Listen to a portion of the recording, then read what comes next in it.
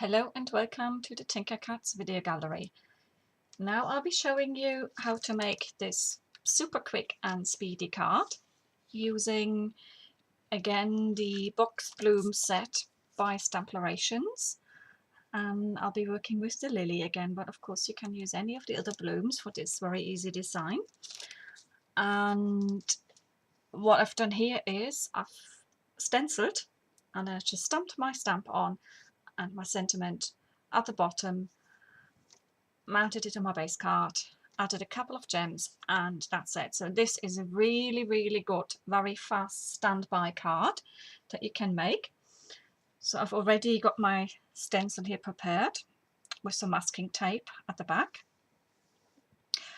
and the colours I'll be using are Daffodil Delight, Pumpkin Pie and Melon Mambo, and they're all by Stampin'Up. So it's a yellow, an orange and a bright pink. So I first started with the yellow, and as some of you might have already seen from other tutorials, when I do stenciling, I don't tend to use stencil brushes. I'm just using normal shaving brushes, and all I do is I just swipe them across my ink pad to pick up some ink. And the yellow I've got in that sort of corner. So all I do next is I just go and swipe my brush across in long strokes. And of course I will need some more here.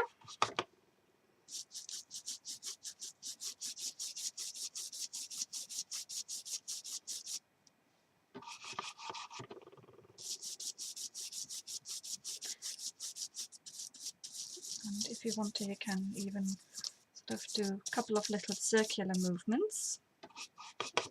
So I don't know if you can see it on the camera, but just swiping back and forth gives a darker edge around the outside and leaves the inside a little bit lighter, which gives a really nice sort of 3D effect then when you come to remove the stencil.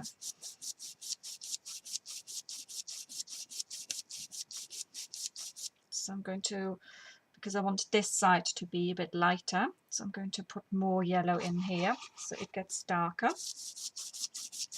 Because if you remember from seeing the other card, the colour intensifies as we come towards this edge.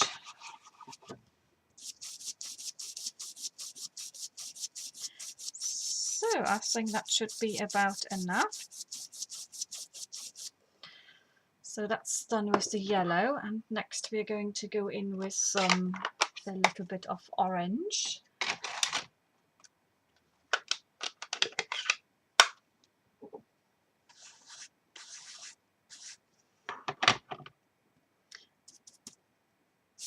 And just again very quick, just back and forth, as if you're doing probably some wallpaper pasting really. I think that's the only one I can do, is sort of liken it to. Not that I've done much wallpaper pasting in my time, but usually that's where you need some quite long strokes as well in order to apply your paste to the reverse of the wallpaper. So let's just see. I think that's enough of the orange, because I don't want that much orange in there. I want it to be mainly sort of, no, I'll add a little bit more, because I mainly wanted to have sort of a bit of a spotlight on the yellow and the pink. So let's just make that transition better. That's it. Just wanted a bit more in there. So and then next we're going for the pink.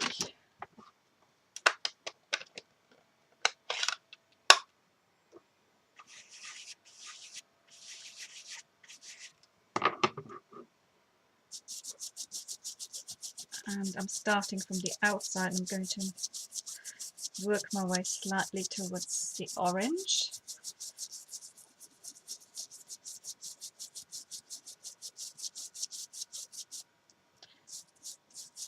And as you can see, the pink is quite nicely staining the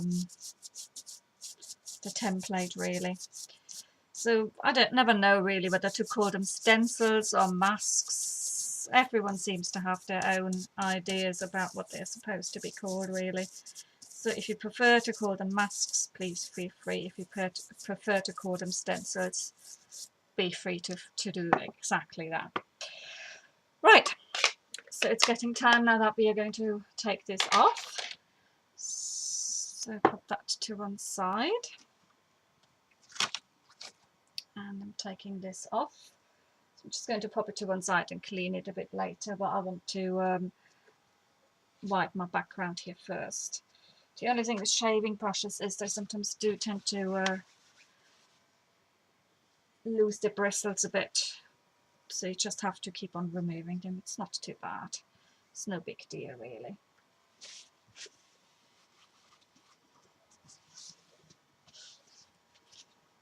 Right, so that is that.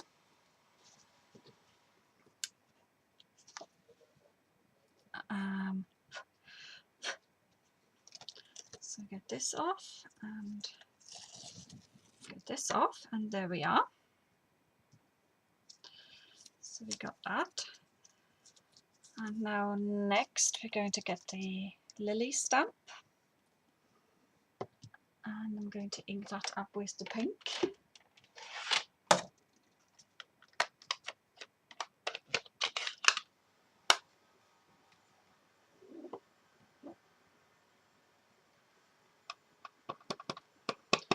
So the stamp itself will be slightly larger than that larger square, but that is not a problem. It should still be looking quite nice. It sort of looks as if you've done that on purpose, more or less. So let's just align that.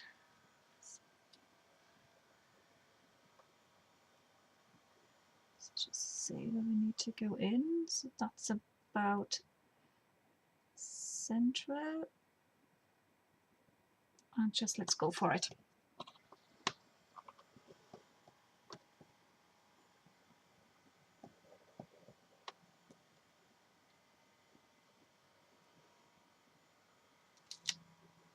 There you go.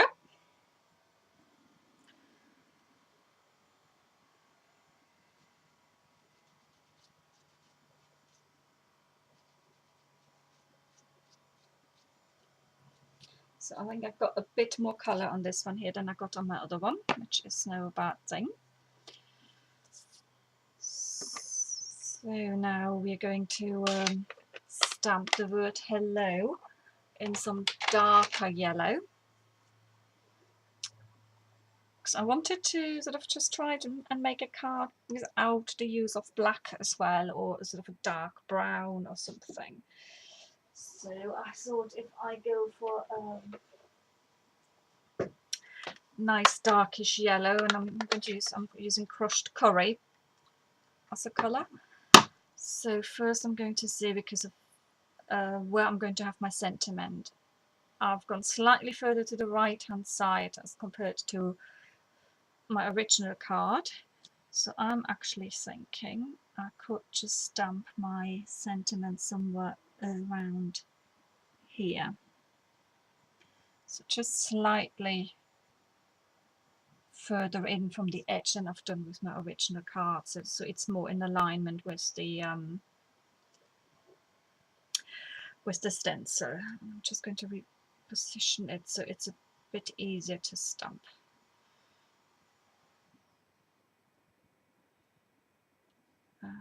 Just bear with me a sec. I think that's it, yeah. I'm just inking this out now, and I did want something like this.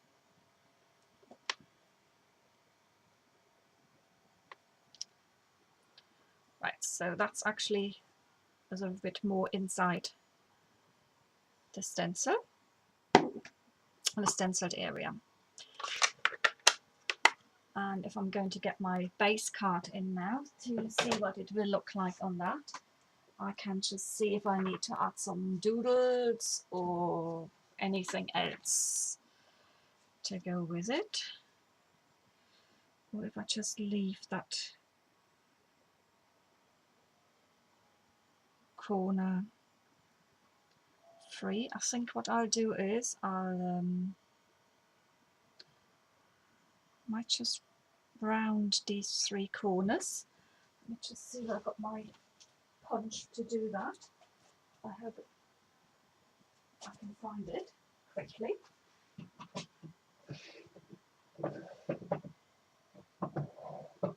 Yeah, got it.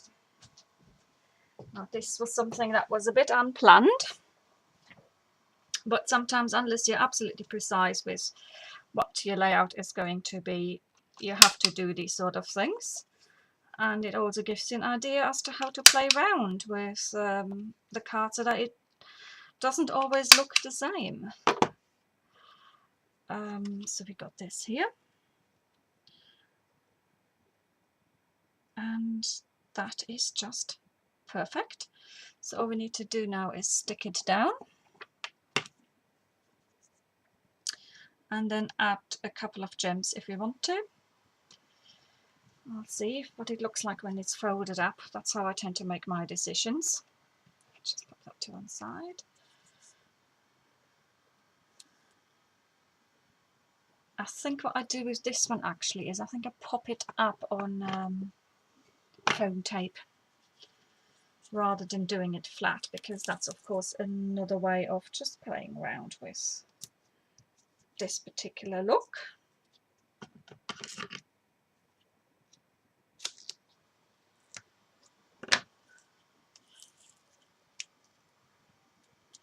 So I always like to probably go overboard with this tape when I'm sort of putting full layers up, but I just feel I want it to be properly supported, so I'm going to put 4 strips down. I mean, I'm only ever buying this stuff in the pound shop, to be honest, so there's not a lot lost.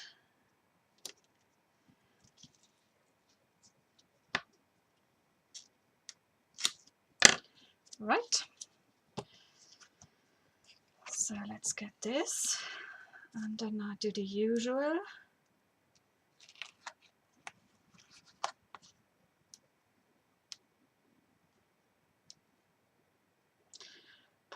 Getting my tape off and folding it around the edges.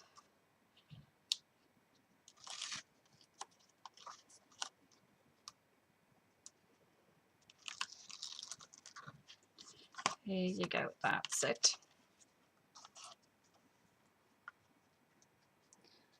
And if you do it like that, you always got a bit of space to move it around to sort of align it as well as you can. I'm a sort of a bit of a perfectionist in that sort of department, I must say. But sometimes I purposefully do things wonkily. I don't always want them to be wonky. Here we go. Okay, I'll have to undo that again in a bit. Right, so now this is something that occasionally happens when your tape rips, but because you stuck the middle down, the center, you can just then go in on the side here. I don't know if you can see that, and then just peel it back the other way quite easily.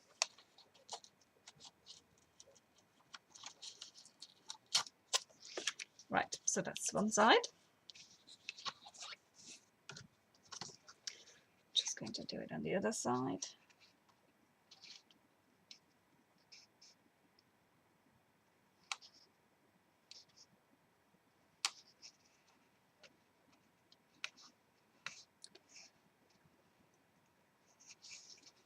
Now that is not quite as willing, but with a little bit of persistence, one just gets there. There you go, that's it. And then I'm going to fold this over, and I'm just going to look at it. I think I'll do something very different with that. I'm going to get a sequin just to go in the corner there. So where are my pretties? I've only just had them a minute ago.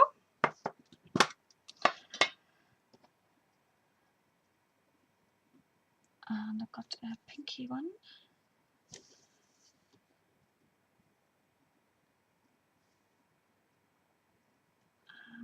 That's not quite what I would like. So I think I'll leave you for now, and you can see the finished card on my blog. Okay, well, thank you for watching and hope to see you soon. Thanks, bye.